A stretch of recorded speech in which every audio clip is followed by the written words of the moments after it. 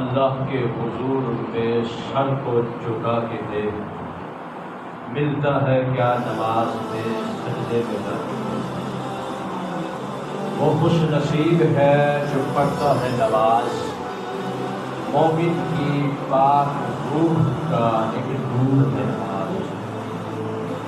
مٹ جائے گا نماز سے صد قبر کا عذاب، اس وقت اہل دین سے دوڑ لگا دی۔ عزیزان ملت اسلامیہ، اللہ پاک نے اس رات کی جو بنیاد رکھی ہے وہ 5 چیزوں پر، ان میں سے نمبر 1 تو بندے کا مسلمان ہونا ہے، جسے ایمان کہا جاتا ہے، اور دوسری چیز اس میں رکھی جو وہ نماز ہے، تیسری چیز روزہ ہے، چوتھی چیز زکوٰۃ ہے، 5ویں چیز حج۔ لیکن ایمان تو یہ ہے کہ اللہ رب العزت کی وحدانیت اور حضور اکرم صلی اللہ تعالی علیہ وسلم پر ایمان لانا، زبان سے تصدیق کرنا اور دل سے ان پہ ایمان لانا، یہ ایمان کہلاتا ہے۔ پھر دوسری بات جو نماز کا ذکر کیا ہے کہ نماز کے بارے میں ارشاد فرمایا گیا کہ نماز تمام عبادات میں سب سے افضل ترین عبادت ہے، جس کے متعلق بے شمار قرآن کی آیات موجود ہیں۔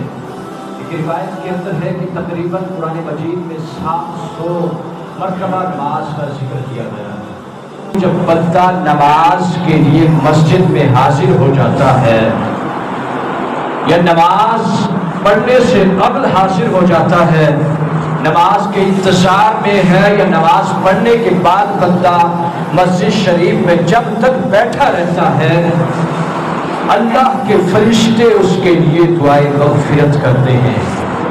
فرشتے دعا کرتے ہیں، اللہم اغفر لہ، اللہم ارحمہ، اللہم تب علیہ، یا اللہ تو اس بندے پر رحم فرما، اس کے گناہوں کو معاف فرما، اس کی توبہ کو قبول فرما۔ اس سے زیادہ ہمیں نماز کی افضلیت و اہمیت کا اور کیا پتہ چلنا چاہیے۔ اور یہ نماز ایک اور اس کی اہمیت یہ ہے کہ تمام عبادات جب اللہ نے حضور کو عطا فرمائی تو حضور کو زمین پر وہ عبادات عطا فرمائی جاتی تھی، لیکن جب اللہ پاک نے نماز میرے حضور کو عطا فرمائی تو اس تحفے کو جب اللہ نے اپنے حبیب کو دینا چاہا تو معراج کی رات میں اللہ نے اپنے حبیب کو اپنے پاس بلایا، اور پاس بلانے کے بعد معراج کی رات میں یہ نماز جیسا تحفہ حضور کو عطا فرمایا۔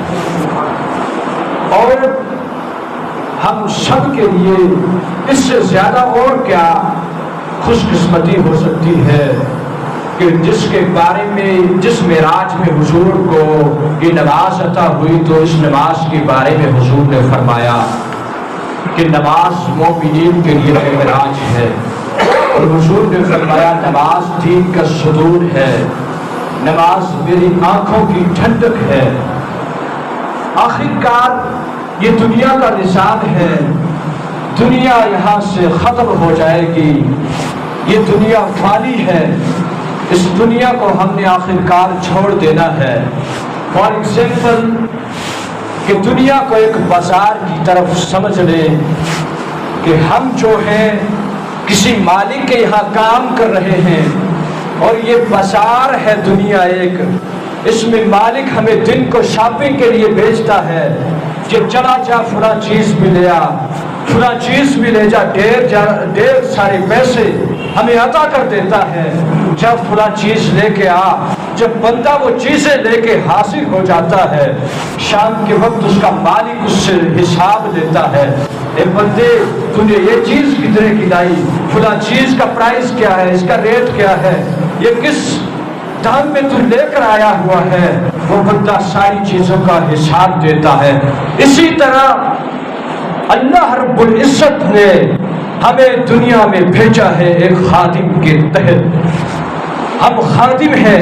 اللہ رب العزت ہمارا آقا ہے, ہمارا مولا ہے, ہمارا پیدا کرنے والا ہے. جب قیامت کا دن آ جائے گا ہم سب کو وہ ایک دن واپس بلا لے گا اور پھر ہماری زندگیوں کے وہ اوراق, وہ لسٹ ہمارے سامنے رکھ دی جائے گی اور پوچھا جائے گا میرے بندے فلاں چیز کا حساب دے, میرے بندے فلاں چیز کا حساب دے. اور سرکار علیہ الصلوۃ والسلام نے ارشاد فرمایا کہ اس وقت جو سب سے پہلے آپ سے حساب لیا جائے گا, سب سے پہلے جو سوال ہوگا وہ نماز کے بارے میں سوال ہوگا, تم نے نماز پڑھی یا نہ پڑھی. اگر پڑھی ہوگی تو خوش قسمت ہوں گے, یا اللہ نمازیں پڑھی ہوئی ہیں. اگر نہ پڑھی ہوگی تو پھر کیا حال ہوگا. اس لیے کہ بندہ کامیابی تبھی حاصل کرتا ہے جب کسی چیز میں وہ پاس ہو جاتا ہے.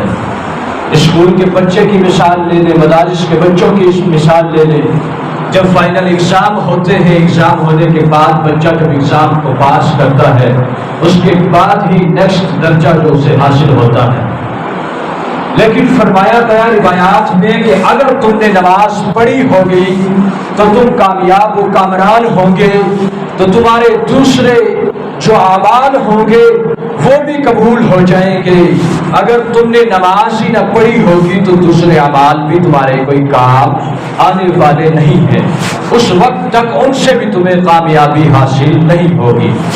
ایک حدیث شریف میں ہے کہ سرکار علیہ الصلوۃ والسلام نے ارشاد فرمایا سب سے پہلے بندوں سے جب نماز کا حساب ہوگا, اگر ان کے فرائض پورے ہوئے تو ٹھیک, اگر ان کے فرائض پورے نہ ہوں گے تو اللہ تعالیٰ فرمائے گا میرے بندے کے اعمال میں دیکھو اس کی نفل نماز اس نے پڑھی ہوئی ہے, اس کے نوافل کے ذریعے اس کے فرائضوں کی کمی کو پورا کر دو.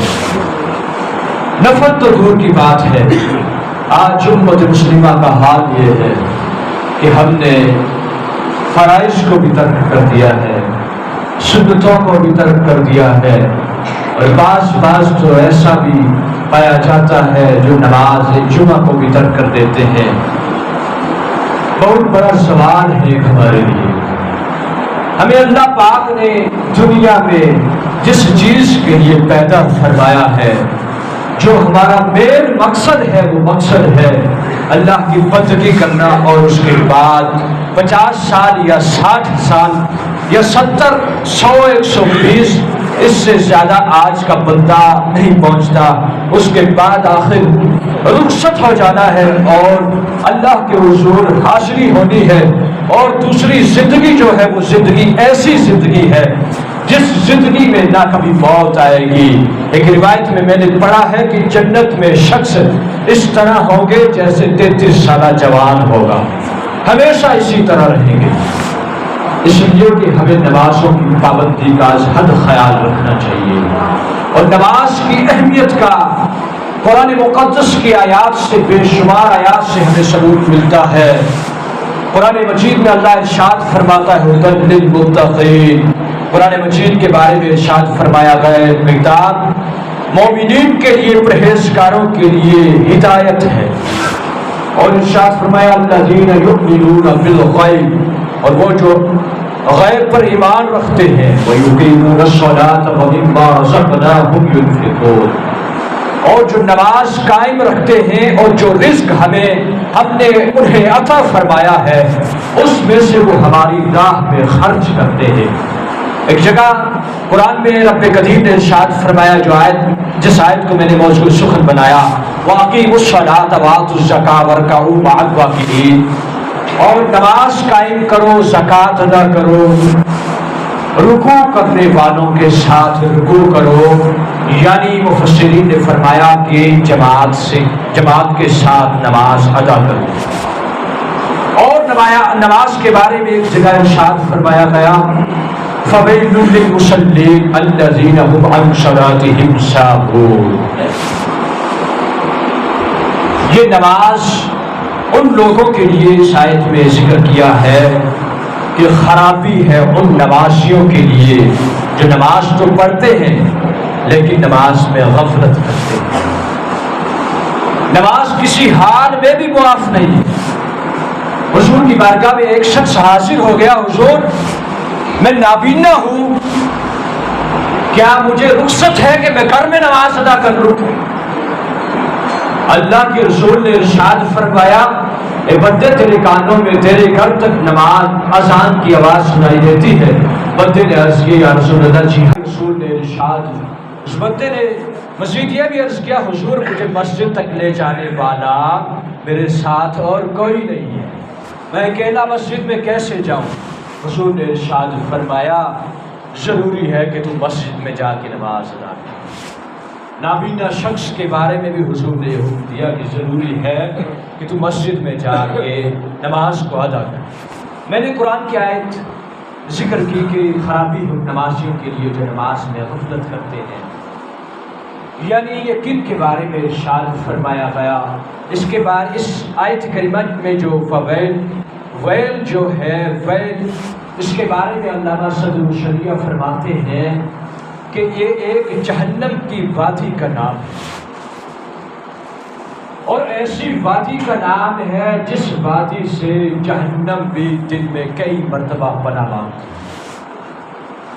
فرمایا اس وادی میں ان لوگوں کو ڈالا جائے گا کہ جو بندے نماز میں غفلت کرتے ہیں، نماز تو پڑھتے ہیں لیکن نماز کا وقت گزر جانے کے بعد نماز کو ادا کرتے ہیں، قضا کر کے نمازوں کو ادا کرتے ہیں جان بوجھ کر۔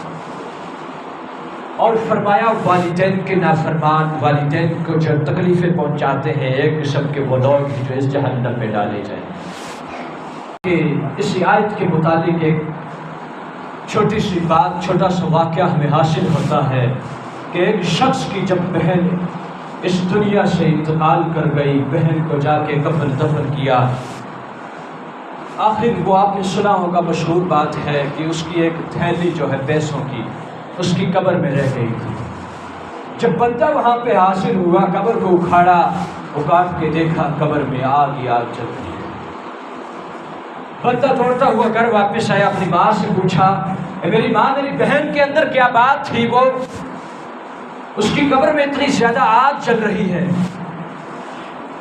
تو اس والدہ نے کہا، اے میرے بیٹے، میری بیٹی، تیری بہن نماز تو ادا کیا کرتی تھی لیکن نماز کو وقت گزرنے کے بعد ادا کیا کرتی تھی، اسی وجہ سے اللہ پاک نے اسے ایسے عذاب میں مبتلا کر دیا۔ اس لیے کہ نوجوانان ملت سے میری گزارش ہے، نماز ادا کرو، یہاں تک ہو سکے مسجد میں تشریف لاؤ، مسجد میں نہ بھی ہو سکے کبھی ادھر ادھر ہو، جہاں کہیں آپ کے قریب میں جو بھی مسجد پڑتی ہو اس میں نمازوں کا اہتمام ضرور رکھو، کیونکہ نماز ہمارے بڑوں نے، ہمارے جو بزرگ ہیں انہوں نے تلواروں کے سائے میں بھی نمازیں ادا کی ہیں۔